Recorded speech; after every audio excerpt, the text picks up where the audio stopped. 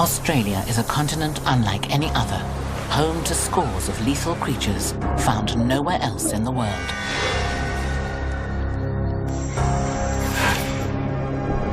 Some are faceless, others unforgettable, but all use ingenious methods to hunt, defend, and kill. Sometimes when we enter their worlds, we get too close, with fatal results.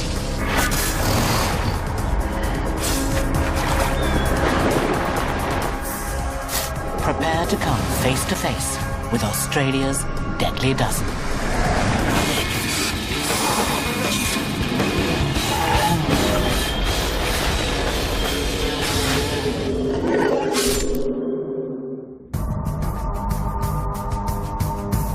$200 million years ago, the Earth's continents were all joined together in a landmass called Pangaea. But when this supercontinent split apart, it spun a large piece into isolation. And over the course of millions of years, this island formed a variety of ecosystems. Outback, rainforest, and coastal waterways.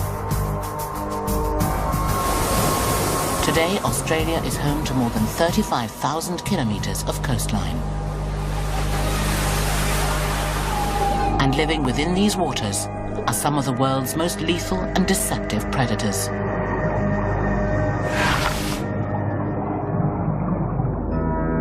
One of them is a creature we don't often think of as deadly.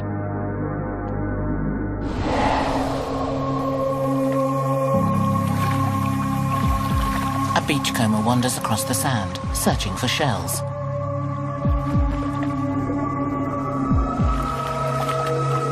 But this shell has a resident, and it doesn't want to be disturbed. It strikes in an instant, stunning its captor with a rush of agonizing pain. It's the cone snail, and it's armed with a secret weapon, venom. There are over 500 species of cone snail across the tropical and subtropical waters of the Indo-Pacific region. But Australia is home to the most toxic species, Conus geographus. It's found from Brisbane, north to Darwin, and west to Exmouth. Cone snails, also known as cone shells, get their name from their multicolored funnel-shaped homes.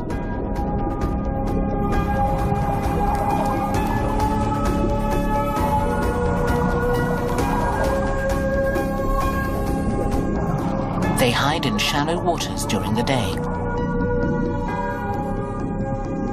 But at night, they hunt, using their venom-filled harpoons to stab and neutralize their prey. The cone snail injects venom that consists of 200 different compounds, making it one of the most complex venomous creatures on Earth.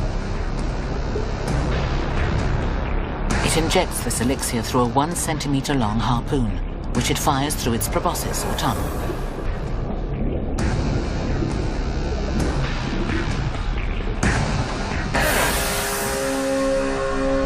The toxins quickly paralyze and digest the fish, while the snail's mouth expands and engulfs it. The mouth can consume prey almost as large as the predator itself. One harpoon, one kill.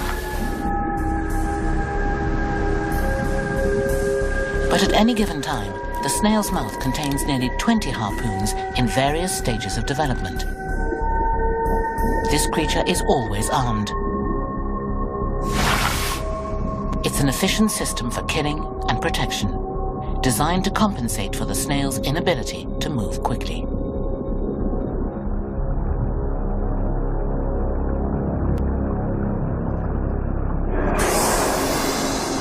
Shell collectors should beware, because there's no safe way to handle a cone snail. The proboscis can reach any point on the snail's body and deliver enough venom to kill 15 people. Its sting is excruciatingly painful. The pain fades, but numbness soon sets in, followed by dizziness, slurred speech, and paralysis. And there's no anti-venom for cone snail stings. Pressure, immobilization, and artificial respiration are the only known treatments. And although it's rare, death can occur. But the cone snail isn't the only camouflage predator in these waters.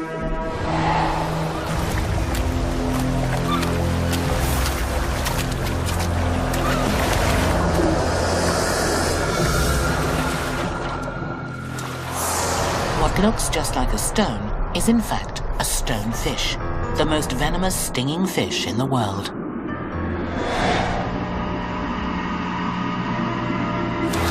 There are 30 recorded stonefish stings every year in Australia. Most are accidents rather than deliberate attacks. The stonefish lives just steps from the shore along nearly 2/3 of Australia's coast, from Brisbane to Geraldton. Aboriginals call it nohu, or the waiting one. The encrusted predator can sit motionless for hours beneath the sand, waiting for small fish and shrimp to pass by. Then it springs to life, creating a powerful vacuum with its mouth and sucking down the prey in a matter of milliseconds.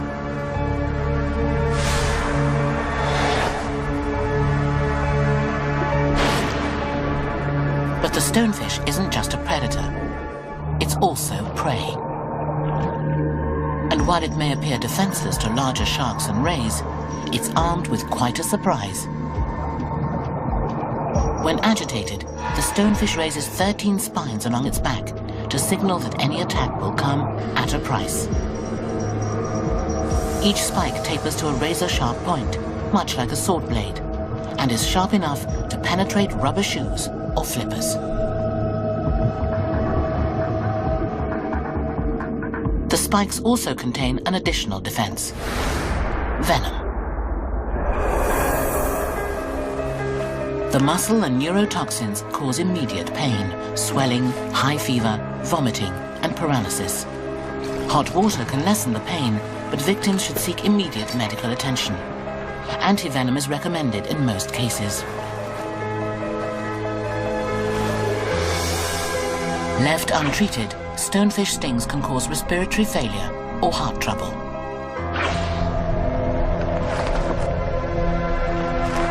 And there's another cloaked creature that swims among Australia's swells. Only this one can sting without being seen. An alien-like life force bobs on the surface. It's faceless, limbless, and toxic. When its tentacles unknowingly brush against a swimmer, it launches her into extreme pain.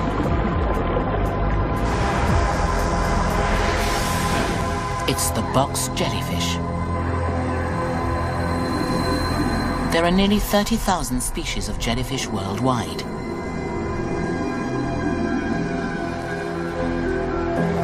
And the box jellyfish is the most toxic of them all. It's armed with venom that attacks a human's nervous and cardiac systems like no other creature on the planet.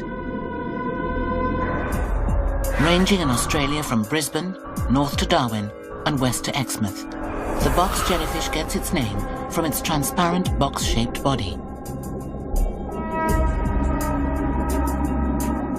These boxes, or bells, can grow to the size of a bucket and train as many as 60 tentacles. Fully grown, the jellyfish can reach 4.5 meters long.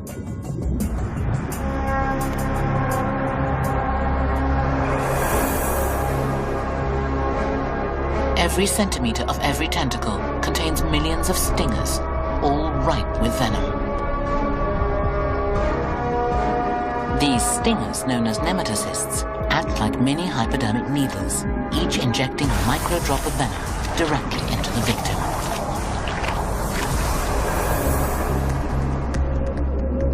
Food brings the box jellyfish close to shore and close to humans. Its long tentacles contain so many stingers that swimmers don't need to see the creature to be stung by it. one encounter can result in a toxic punch to the entire body. Skin around the bite area dies within hours, leaving long purple rope-like whip marks.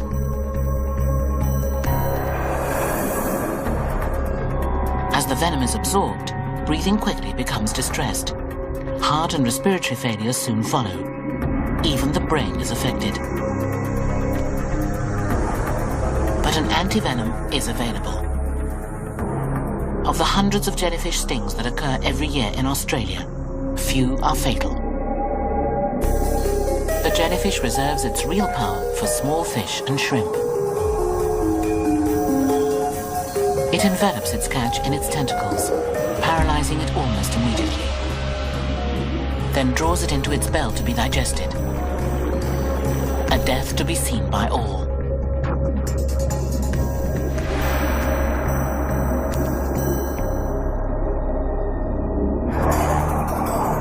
Australia's waters teem with some of the world's most deceptively lethal creatures.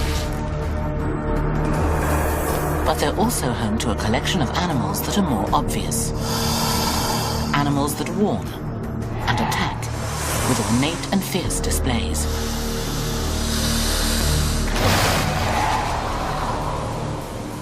It sits perfectly camouflaged among the rocks, until it's discovered. Then it flashes its brilliant warning and releases its toxic bite. This is the blue-ringed octopus. There are at least 5 different species of this octopus, all living in the tidal rock pools along Australia's southern coast. The blue-ringed octopus spends its days hiding in crevices or under rocks. People rarely come in contact with them. There have been just 3 fatalities in the last century. But at night, the tiny mollusk hunts. It subdues small fish and crabs with its paralyzing venom, either injecting directly into the prey itself or into the water around it. Once frozen, the blue-ringed octopus chops up the victim with its powerful beak and begins to feast.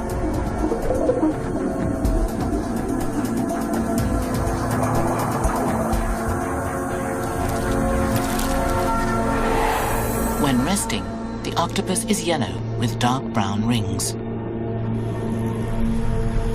But when provoked, the rings burst into bright peacock blue.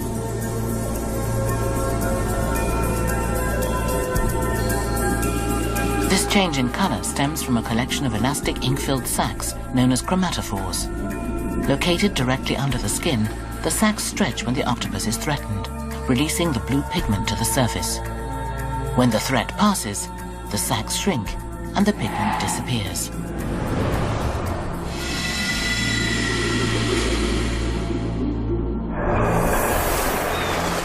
Most bites to humans occur when they try to handle the octopus. By the time the creature changes color, it's too late. The blue-ringed octopus's parrot-like beak can easily puncture the skin and the muscle beneath. The bite itself is relatively painless, but the venom is 10,000 times more toxic than cyanide and fast-acting. It attacks and freezes the victim's muscles, triggering the immediate loss of taste, touch, and sight. Left untreated, paralysis and respiratory failure can follow. Just one bite can kill an adult in 90 minutes, all from a creature the size of a golf ball.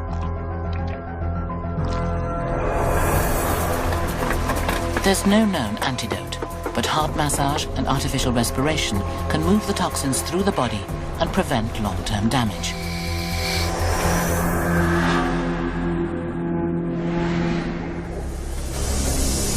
Another arresting predator also combs Australia's waters. But this one kills with force.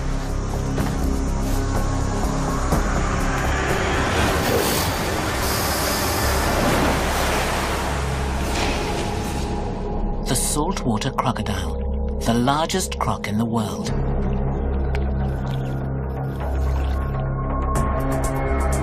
Salties inhabit parts of Southeast Asia and the Pacific. The key to their wide range is their mobility. They can swim for 1,000 kilometers. In Australia, they're found along the northern coast, from Broome and east to Cairns, where it's estimated they number as many as 150,000.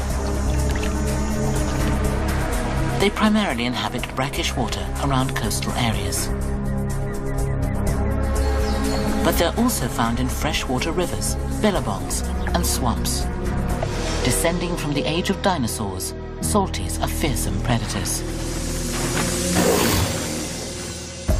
Their jaws pack a biting power of 1.5 million kilograms of force per square meter, while their bodies reach weights of 270 kilograms and lengths of over 6 meters. They are the largest reptiles on the planet.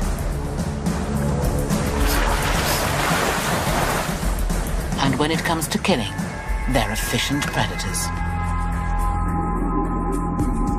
Equipped with eyes and nostrils on the tops of their heads, they can hear, see, and smell their prey, while the rest of their bodies remain hidden.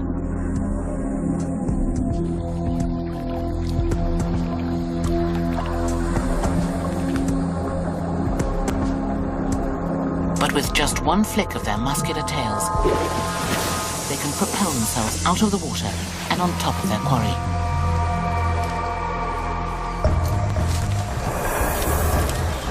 Using their jaws, they crush or decapitate the victim.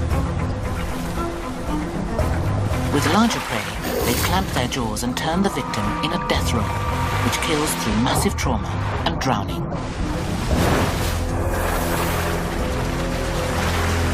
Fish, birds, snakes, and smaller crocodiles are standard fare. But salties can take down prey as large as cows and kangaroos.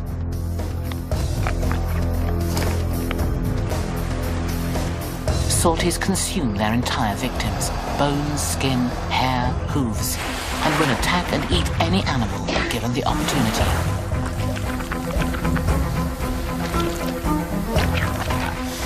But despite their predatory power, salties, on average, kill less than 1 person a year in Australia.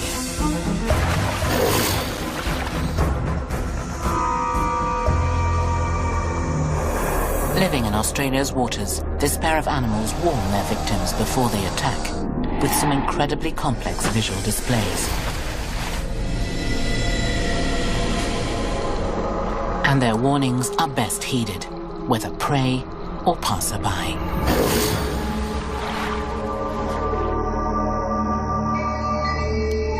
Australia is also home to 22 species of venomous spider. Spiders that, while searching for prey or shelter, sometimes creep and crawl into human habitats.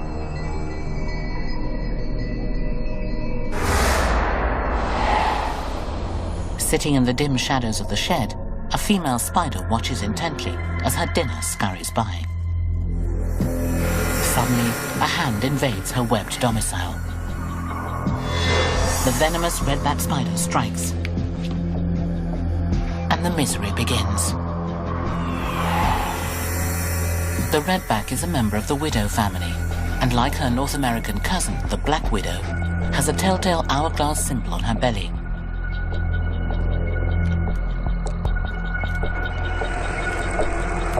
But this Australian arachnid gets her name from the trademark red stripe across her back.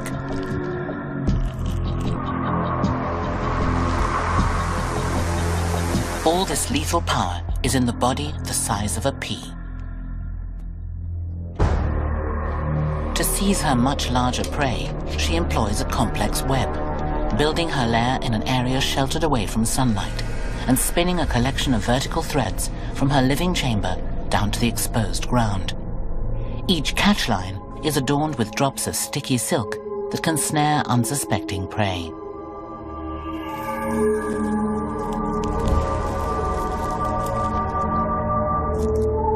Insects, small lizards, and even juvenile snakes and mice are then quickly detained and enveloped in bands of sticky silk.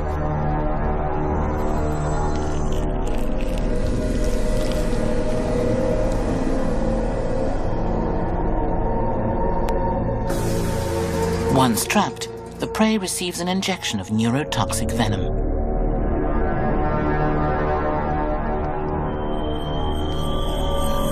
The venom tenderizes and dissolves the insect tissue, converting it into a kind of soup.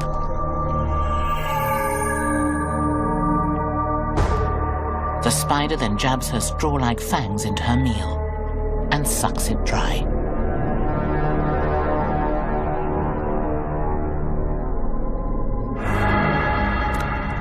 She defends with her venom as well, usually when her web is disturbed.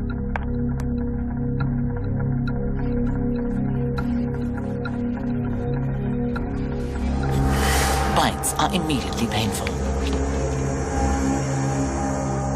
After an hour, the pain at the site begins to fade, but as the neurotoxic venom spreads, it blocks the nerve impulses, causing severe pain, sweating, muscular weakness, nausea, and vomiting.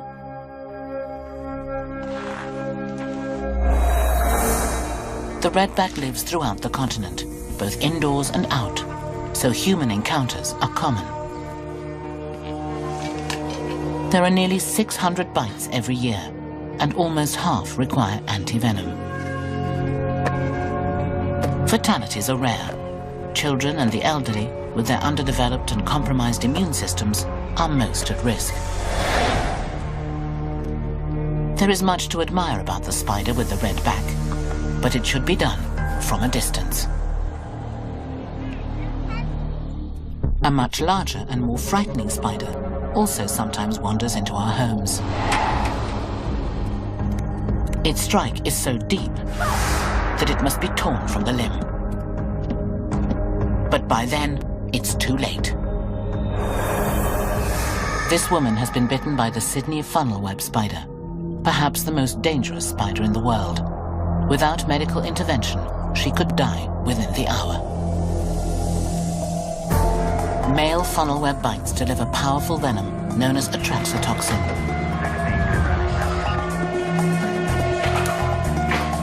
The toxins reach the circulatory system in approximately 2 minutes and can kill in 15.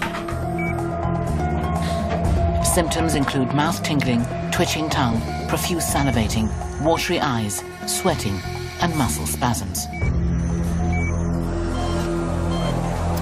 After 2 hours, most of the symptoms subside, only to be replaced with respiratory distress and cardiac arrest. Sydney funnel webs are easy to spot. They're large spiders with glossy black heads and dark brown bodies, and they're best known for their massive fangs. Most spiders' fangs are pincer-like, but the funnel webs are hardened and act like daggers. To work these daggers, they must raise their bodies up and strike down. And they strike repeatedly, with enough force to penetrate a human toenail. There are 36 species of funnel web spider in Australia. The Sydney funnel web resides mostly around the city of Sydney, north to Newcastle and south to the Illawarra region. Funnel webs get their names from their distinctive cone-shaped burrows. They construct these silk-lined retreats within moist, cool shelters, under rocks or logs, or within earthen crevices. Funnel webs spend most of their lives in their burrows. But during summer and autumn, males leave their refuges in search of mates.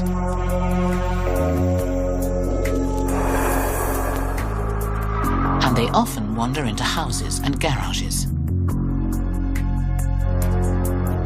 That's when humans encounter them.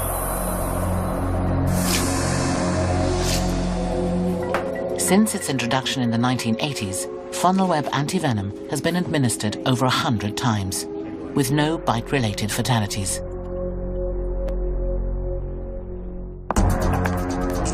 They're tiny, beautiful, and dangerous, and they're among the deadly dozen. Over the millennia, Australia's isolation has led to the extraordinary evolution of many of its venomous creatures, including snakes. Today there are nearly 50 species of venomous snake living on the island. Some of these are among the most toxic in the world. And sometimes humans find themselves in the snake's realm, with tragic results.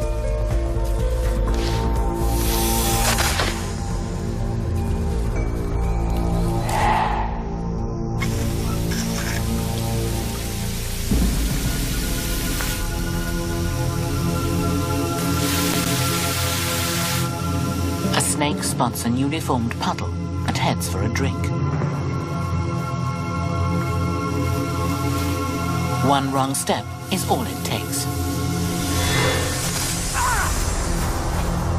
The tiger snake has left its mark. Australia is home to 2 species of tiger snake. It gets its name from its skin, usually a collection of yellow and orange bands. Not all tiger snakes are easily identified. Some are entirely black. But they all have a fierce tiger-like disposition. They're found throughout southeastern Australia, from Brisbane to the Eyre Peninsula, parts of Western Australia, and across the island of Tasmania.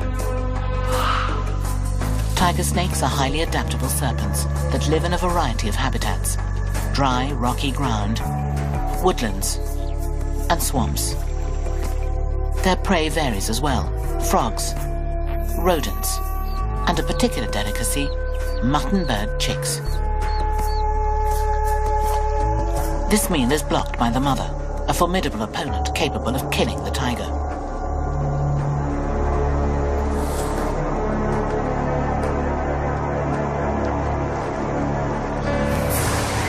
Rather than risk injury, the serpent kills her first, clearing the way for a feast.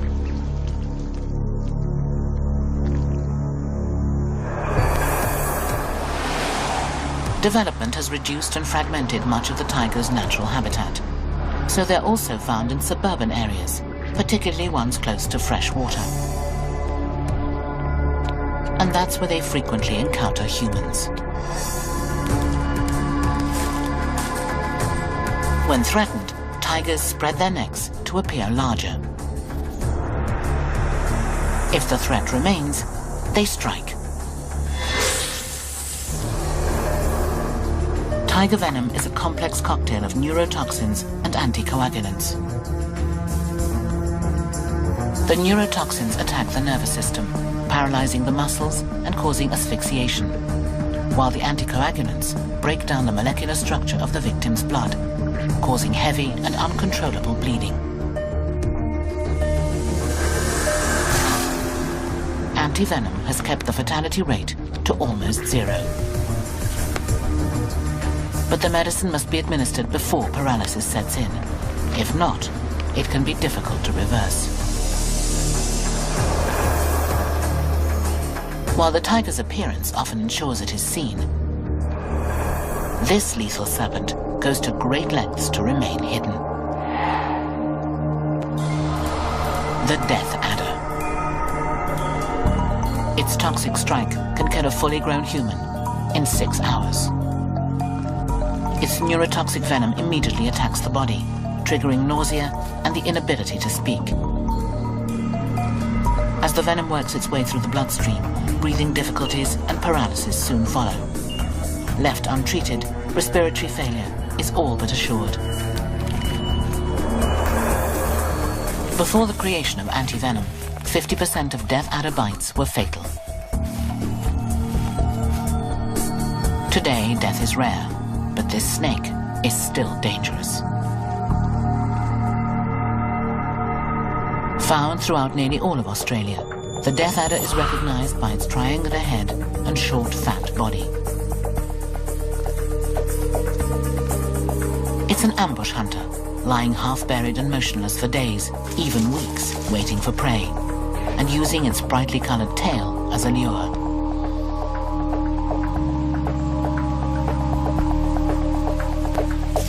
When birds or lizards approach, the tail twitches, resembling a grub or a small worm. It draws the prey closer until the death adder's strike is the fastest in Australia. Just a quarter of a second.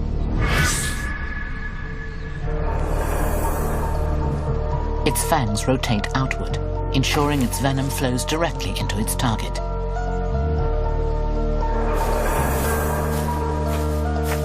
While most snakes move away from the first sign of danger, the death adder tends to sit tight and rely on its camouflage, earning it the nickname death adder.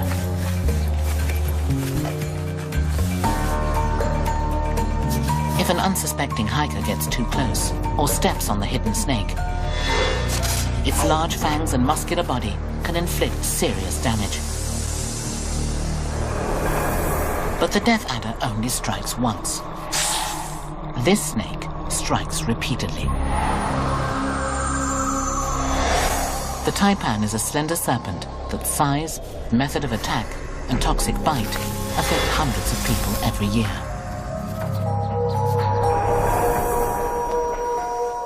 There are two species of taipan, the inland and the coastal. The coastal is the more commonly encountered of the pair. It generally lives in areas of northern and eastern Australia. At more than 3 meters, it's the continent's longest venomous snake. Its name from the Chinese translates literally as Big Boss. The inland has been found most often in sparsely populated areas of southwestern Queensland and South Australia. And while it's not as long as its cousin, it has the most toxic venom of any terrestrial serpent on the planet. Just 1 milligram, a drop about the size of a pinhead, can kill 1,000 mice.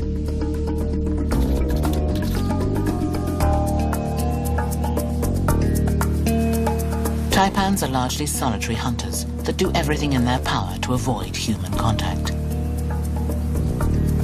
But they're fond of mice and rats, so they're sometimes found in proximity to humans. And that's when the trouble begins. Unusually fast and nervous, taipans won't hesitate to defend themselves when threatened. Unlike most snakes that bite and run, they raise their long bodies high off the ground and strike repeatedly.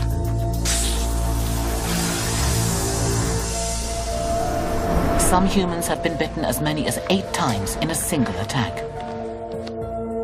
The venom's blood-clotting agents stop the body's blood flow in a matter of seconds, while the neurotoxins immobilize the muscles. Without antivenom, death can occur in 6 hours. But the taipan isn't responsible for the most human fatalities in Australia. That distinction goes to the eastern brown snake. Although it primarily resides in the eastern half of the country, this slender-bodied serpent is highly adaptable, living in all types of environment, including the suburbs. It uses its flexible head to squeeze into sheds and barns when searching for rodents. It's this proximity to humans that makes the eastern brown responsible for the most snakebite deaths in Australia.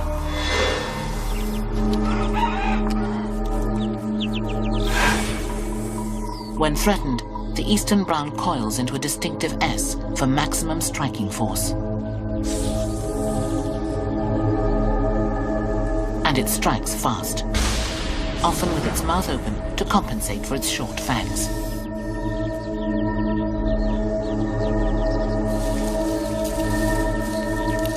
Its venom is a lethal combination of neurotoxins and anticoagulants that kill through massive internal bleeding, as well as heart, lung, and kidney failure. Every year, hundreds of brown snakes are removed from in and around homes and workplaces. This should always be left to the experts. In a country full of venomous creatures, Australia's snakes rank among the most lethal. They're armed with an amazing array of methods to catch and kill prey. Australia is home to some magnificent and deadly predators. But in our minds at least, one species reigns supreme. Its fearsome reputation, hunting strategies, and myriad behaviors make it one of the most formidable creatures, not just in Australia, but in all of nature. I heard a splash behind me. I could see something out the corner of my eye. There was fins and things going everywhere. I'm hanging onto its nose and its bottom jaw's chomping at me. Didn't take long, I realised it was a shark. And not just any shark, a great white.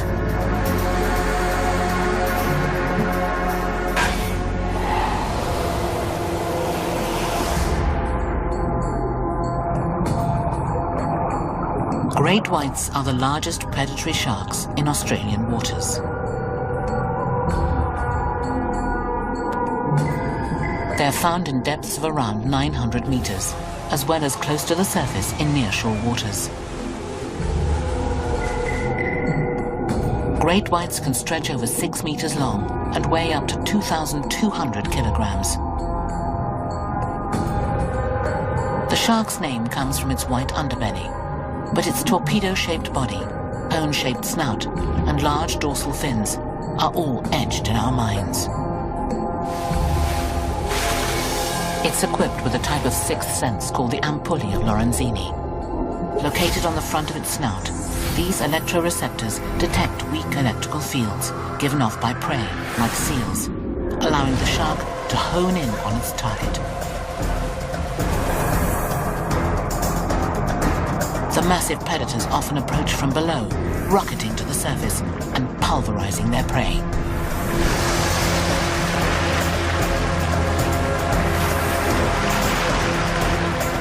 This technique not only makes the prey easier to see, but the predator harder to escape.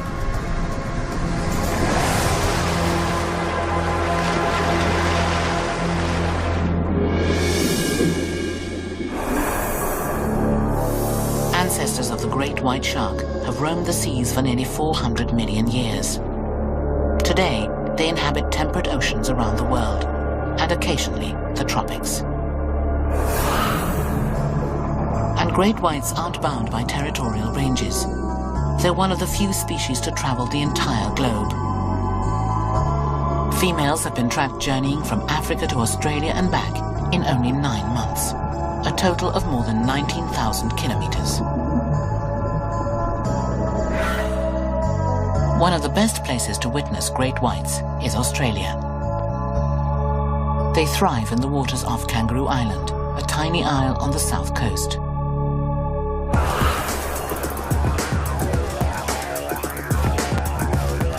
With 1/3 of its land protected by the government, Kangaroo Island is a natural paradise, home to kangaroos, wallabies, and one of Australia's largest colonies of sea lions. And where there are sea lions, there are sharks.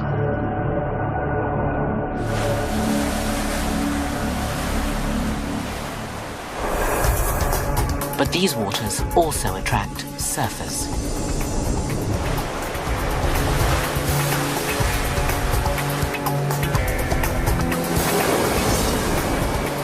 In September 2005, Josh Barris was celebrating his 26th birthday, surfing with friends at the island sanctuary.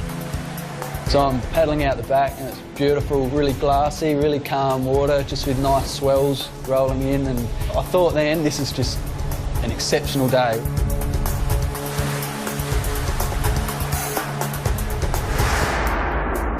Then all of a sudden I hear a splash and see something out the corner of my eye, and my initial thought is, what's that seal doing so close? But really quickly I realised that's not a seal. It was a great white shark, and it was coming straight for the surfer. It hits me with incredible force and knocks me forwards off my surfboard. By then the shark is underneath me, both hands, both feet, scraping along its back.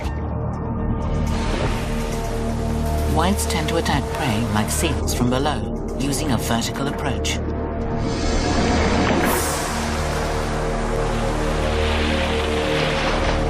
When it comes to surfers, they often employ a horizontal attack, swimming straight at the target until they're roughly a meter away.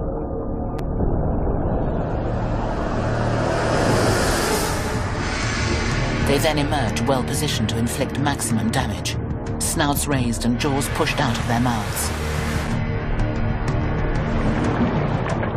Some scientists believe this varied method of attack may prove that whites can differentiate between seals and surfers. And then I was in the water, and that's when I thought, I'm in real trouble here. I can see the shark again coming back at me, and it turned around exceptionally quickly. Most fish are cold-blooded, with body temperatures varying according to the temperature of the environment. But great whites are semi-warm-blooded. Their body temperatures remain at a relatively constant 23 to 26 degrees Celsius, even in cold waters. This allows the sharks to draw from their energy reserves for bursts of speed when pursuing more nimble prey.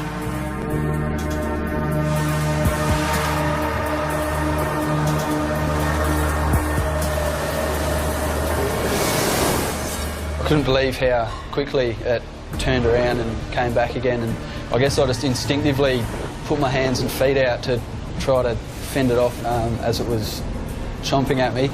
I managed to sort of roll off to the side of it, and it grabbed my surfboard. That's when it absolutely went crazy. A great white has over 100 teeth, triangular, serrated, and nearly 5 centimeters long. And they work in tandem with the predator's powerful jaws.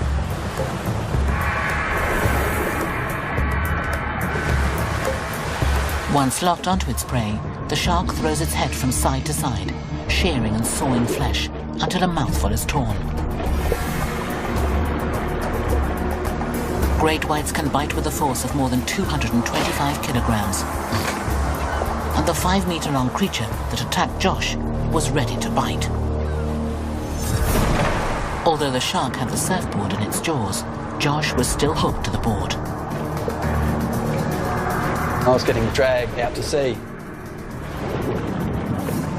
I did get my leg rope off, and I watched it keep eating my surfboard. He turned to look for help and spotted a fellow surfer. But when he turned back round, he faced a chilling sight. The water's just dead calm, my surfboard's floating, and there's no shark. And I was sure I'd have left the surfboard to come back for me again. Great whites are believed to be taste testers, tending to bite unfamiliar objects that catch their eye before deciding if they'll consume them.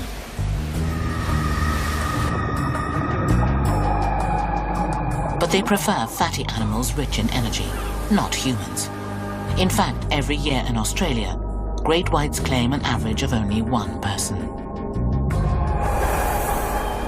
Meanwhile, commercial fishing and shark control programs claim scores of these sharks every year. And because great whites don't begin breeding until 12 years of age, many of the animals killed are juveniles, triggering a potential population collapse. In response, Australia now protects the great white. That was probably the scariest part when it had all sunk in of what had happened. But once we got to the rocks, I was just amazed and ecstatic, and just couldn't believe how lucky I was that I'd survived it. Paramedics stabilized Josh and helicoptered him to a nearby hospital.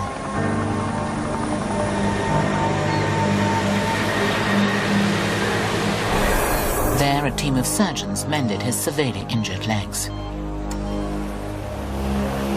But with Josh's scars came a newfound respect for one of Australia's deadliest species. We're in their territory. We take a risk when we go surfing, but it hasn't stopped me going back in the water.